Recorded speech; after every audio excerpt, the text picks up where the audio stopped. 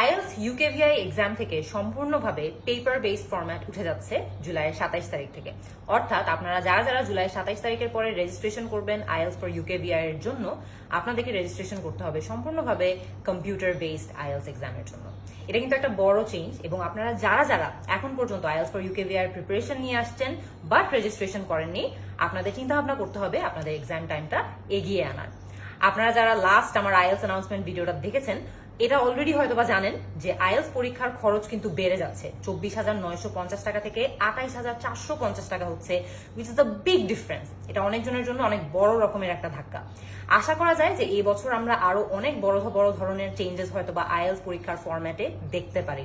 আপনারা এটা নিয়েও অবগত আছেন নাকি না জানি না, যে সাউথ এশিয়াতে বেশ কিছু দেশে কিন্তু অলরেডি আইএলস অন পেপার বাতিল হয়ে সম্পূর্ণভাবে আইএলস অন কম্পিউটারে শিফট হয়ে গিয়েছে।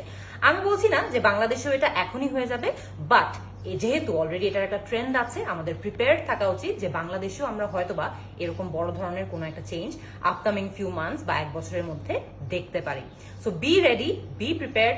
আমার সাইড থেকে অফকোর্স চেষ্টা থাকবে যে কোনো আইএলস রিলেটেড লেটেস্ট নিউজ আপনাদের সাথে শেয়ার করার অন টাইম, সো দ্যাট আপনারাও আপনাদের প্রিপারেশনটা একদম প্রপার ভাবে নিতে পারেন, প্রপার ভাবে সাজাতে পারেন।